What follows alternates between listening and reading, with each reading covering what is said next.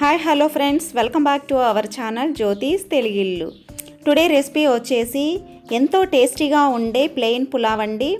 So ఈ plain pulao ఇంత పొడి పొడిగా టేస్టీగా సింపుల్గా ఎలా చేయాలో ఈ వీడియోను కంప్లీట్గా చూసేయండి ఫ్రెండ్స్.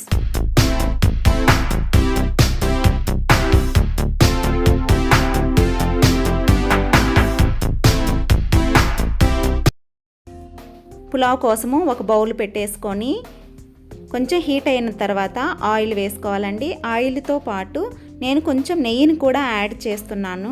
అప్పుడే మనకు ఈ పులావ్ అనేది చాలా టేస్టీగా బాగుంటుంది.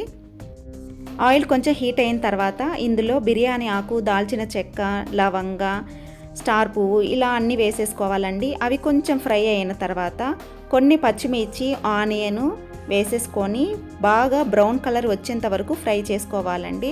అప్పుడే మనకు రైస్ అనేది మంచి కలర్లో అనేది వస్తుంది, చాలా టేస్టీగా కూడా ఉంటుంది. ఇప్పుడు ఇందులో కొంచెం అల్లం వెల్లుల్లి పేస్ట్ వేస్తున్నానండి. మనకు టేస్ట్కి సరిపడా వేసుకోవచ్చు.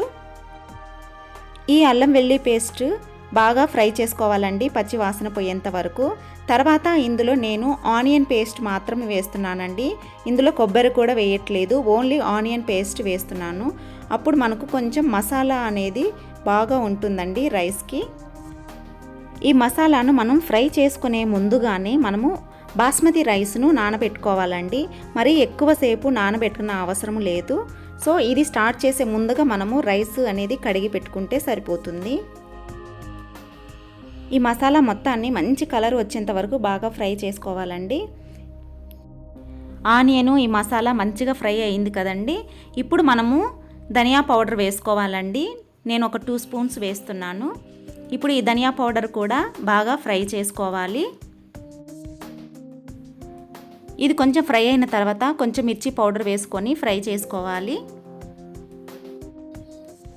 ఈ మసాలాను మంచిగా ఫ్రై చేసుకున్న తర్వాత ఇందులో వాటర్ యాడ్ చేసుకోవాలండి. నేనైతే బాస్మతి రైస్ 2 గ్లాసెస్ తీసుకున్నానండి. దీనికి వాటర్ వచ్చేసి నేను 3.5 గ్లాస్ వాటర్ పోస్తున్నానండి. అంటే 1 గ్లాస్ ఆఫ్ రైస్కి మనము 2 గ్లాసెస్ వాటర్ కొంచెం తగ్గించుకోవాలండి. అప్పుడే మనకు పులావ్ అనేది పొడి పొడిగా బాగా వస్తుంది. ఇలా వాటర్ యాడ్ చేసుకున్న తర్వాత ఇందులో ఇలాచీ వేస్తున్నానండి. ఈ వాటర్ బాగా తెరలేంత వరకు మూత పెట్టి ఉడికించుకోవాలండి.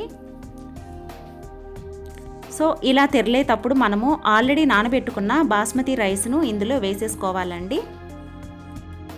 ఇలా రైస్ వేసుకున్న తర్వాత బాగా కలుపుకోవాలండి. కలిపి మూత పెట్టేసి ఒక 10 మినిట్స్ ఇలాగే బాయిల్ చేసుకోవాలండి.